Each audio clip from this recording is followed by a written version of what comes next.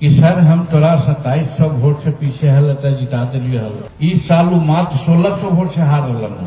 दुर्भाग्य हमारे है जौन साथी जो 2020 में जो कलेक्टर कि सर हम तोरा 2700 वोट से पीछे हल जिता दिलिए हल।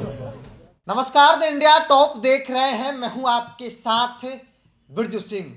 कई दफा सत्ता और विपक्ष के बीच साठगांठ हो जाता है, कॉम्प्रोमाइज हो जाता है कि आप हमको नहीं घेरिए, हम आपको नहीं घेरेंगे।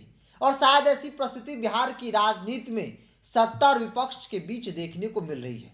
देखिए, बिहार में एनडीए की प्रचंड बहुमत के साथ सरकार बन गई और विपक्ष गायब हो गया। विपक्ष कहीं नजर नहीं आ रहा है।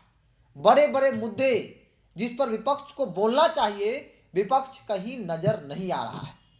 सोचिए कि चुनाव आयोग को जिस प्रकार से जीतन राम मांझी के बयान के बाद घेरना चाहिए था, भारतीय जनता पार्टी को घेरना चाहिए था, विपक्ष उस मुद्दे पर कहीं नजर नहीं आ रही है।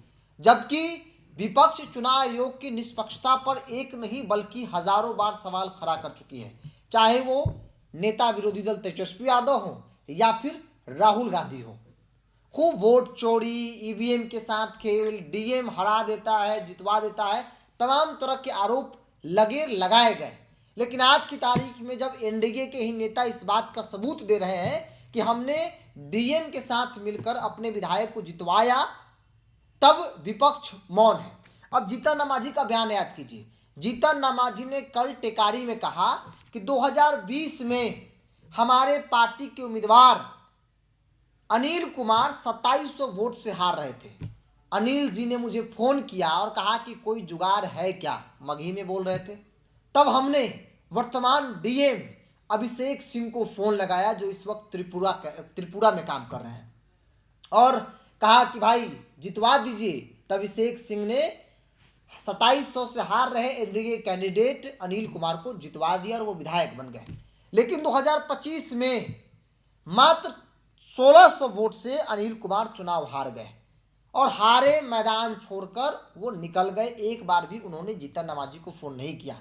जीतन राम मांझी कह रहे हैं कि भाई हमको अफसोस है इस बात का कि अनिल जी ने हमको फोन नहीं किया। अगर अनिल जी हमको फोन करते तो 2700 से जब हम जितवा सकते हैं तो क्या 1600 से नहीं जितवाएंगे? अब सोचिए कितना बड़ा सवाल जीतन राम मांझी ने खड़ा कर दिया। जो विपक्ष निष्पक्षता को लेकर चुनाव आयोग पर सवाल खड़ा करता रहा, आज वो विपक्ष चुप है। तब जब एनडीए के ही लोग, केंद्रीय मंत्री इस बात का प्रमाण दे रहे हैं कि डीएम के जरिए 2020 में हमने अपने हारे हुए उम्मीदवार को जितवा दिया। मतलब ऐसा होता है। जो आरोप लग रहा है उसका भी तर्क, उसका सबूत जीतन राम मांझी दे रहे हैं। और तब विपक्ष को देखिए, विपक्ष आपको कहीं नजर नहीं आ रहा। सोचिए कितना गंभीर मामला है।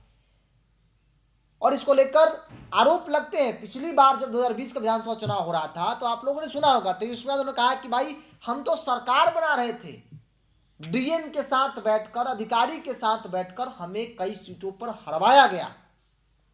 जो आज बात जो है जीतन राम मांझी कह रहे हैं, एनडीए के सहयोगी दल, केंद्रीय मंत्री, वो प्रमाण दे रहे हैं कि डीएम के साथ बैठकर हरवाया जा सकता है, जितवाया जा सकता है। और तब विपक्ष की तमाम पार्टियां कहीं नजर नहीं आ रही। इतना में तो एकदम हाय तो मचा देना चाहिए था कि भाई इतना बड़ा मामला। लोकतंत्र में जनता मालिक होती है, जनता वोट करती है और अधिकारी जो है अपने हिसाब से उम्मीदवार को हराते हैं और जितवाते हैं, जैसा कि जीतन राम मांझी कह रहे हैं। हालांकि जीतन राम मांझी का वीडियो जब वायरल हुआ तब वो कह रहे हैं कि भाई मेरे वीडियो के साथ छेड़छाड़ किया गया। सोचिए, ये बेशर्मी वाली बात है। छेड़छाड़ कौन कर दिया भाई? और वीडियो में तो मुझे नहीं लग रहा है कि कोई छेड़छाड़ इस वीडियो में हुआ है। एआई का वीडियो जो होता है ना मांझी जी, अरे पता तो चल ही जाता है। और आप बोल रहे हैं वही जो हम कह रहे हैं। अब तो जांच का विषय है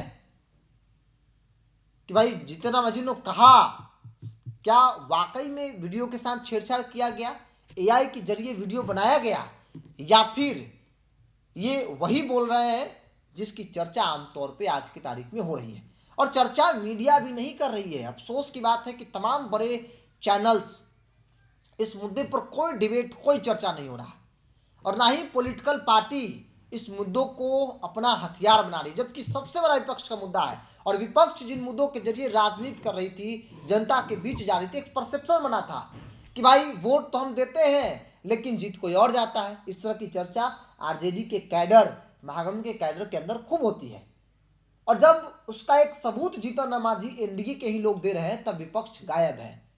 तेजस्वी यादव कहीं दिख नहीं रहे हैं, राहुल गांधी कहीं दिख रहे हैं। तेजस्वी यादव का बिहार, आप नेता प्रतिपक्ष हैं, आप भविष्य के सीएम भी कह लीजिए आपको, और आप नजर नहीं आ रहे हैं। तो सवाल इसीलिए है कि क्या सत्ता और विपक्ष के बीच कोई डील हुआ है कि हम आपको नहीं घेरेंगे और आप हमको नहीं घेरिए।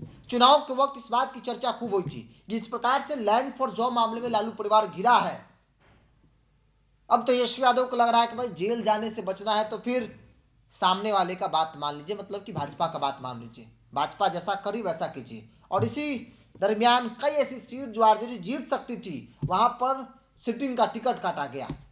आप नवीनगर देख लीजिए, नवीनगर में डब्ल्यू सिंह का टिकट काटा गया, जबकि डब्ल्यू सिंह होते तो चुनाव हो सकता है कि आरजेडी आसानी से जाती। कई ऐसी सीट है जहां पर इस तरीके से टिकट दिए गए मानो आरजेडी जीत के लिए नहीं दे रही, बस यूं ही लड़ रहे हैं इसीलिए दे रहे हैं। और यही कारण है कि आरजेडी का यह स्थिति है। ऐसी चर्चा हुई, हम नहीं कह रहे हैं, ऐसी चर्चा राजनीतिक गलियारे में हुई और वो चीजें आज की तारीख में दिख रही हैं कि विपक्ष इतने बड़े मुद्दे पर गायब है। केंद्र का मंत्री कह रहा है कि डीएम के साथ बैठकर हमने 2700 वोट से हार रहे एनडीए कैंडिडेट, अपने पार्टी कैंडिडेट अनिल कुमार को जितवाया था, लेकिन 25 में इन्होंने मुझे कहा नहीं। अगर एक बार भी कहते हैं तो 1600 के बाद था, हम जितवा देते डीएम से बात करके, बोलते कि डीएम साहब अपना आदमी है, इसको जितवाइए। लोकतंत्र को कैसे तमाचा मारा जा रहा है देख लीजिए। चुनाव आयोग के मुंह पर तमाचा है जीतन राम मांझी का यह बयान। हालांकि जीतन राम मांझी जब कह रहे हैं कि भाई ये वीडियो उनका गलत परोसा जा रहा है, छेड़छाड़ किया है, तो इस मामले की जांच होनी चाहिए। और मुझे लगता है कि कोई ना कोई तो होगा जो कोर्ट का दरवाजा खटखटाएगा। जो 2020 में हारे थे उनको भी जाना चाहिए कि भाई मांझी जी कह रहे हैं कि परिणाम उस वक्त डीएम ने खेल किया था। अभिषेक सिंह का नाम ले रहे हैं, वो कह रहे हैं कि त्रिपुरा में इस वक्त उन्होंने फोन किया था कि हम तो 2700 वोट से हार रहे के कैंडिडेट को जितवा दिया था, मामला 1600 वोट का था, क्यों नहीं जितवा पाए आप। इतना बड़ा सवाल, बड़ा गंभीर सवाल है। हालांकि ये सवाल जब बीजेपी के नेता से पूछा जा रहा है तो बीजेपी के नेता कन्नी काट रहे हैं। क्या कहेंगे भाई, सबका पैंट खोल दिया है जीतन राम मांझी ने, पर्दा उठा दिया है। जो सवाल आमतौर पर उठते थे चुनाव आयोग पर, जो सवाल आमतौर पर उठते थे भारतीय जनता पार्टी पर, और कहा था कि भाजपा जो है चुनाव आयोग के जरिए इस तरह की खेल करती है, अधिकारी के जरिए इस तरह की खेल करती है, और उसका प्रमाण जीतन राम मांझी दे रहे हैं। और विपक्ष मानो गायब है, मानो विपक्ष ने एनडीए के साथ, सत्ताधारी दल के साथ कोई सांठगांठ कर लिया है कि चाहे कितना बड़ा मुद्दा क्यों ना हो, हम आपके खिलाफ एग्रेसिव नहीं होंगे तो नहीं होंगे, बशर्ते आप मेरे खिलाफ एग्रेसिव नहीं हुई है। बहरहाल अब देखना होगा कि जो मामला उठा है ये तूल पकड़ता है, क्योंकि अब तक तो नहीं तूल पकड़ पाया है, क्योंकि पॉलिटिकल पार्टी उस मामले को मुद्दा बना ही नहीं रही है, मीडिया भाव दे ही नहीं रही है। कैसे दे भाई, दिल्ली में बैठे आलाकमान जो नाराज हो जाएंगे। बहरहाल आप क्या मानते हैं, आप अपनी राय को कमेंट्स बॉक्स में रखिए। इस पूरी रिपोर्ट में इतना ही, बहुत बहुत धन्यवाद।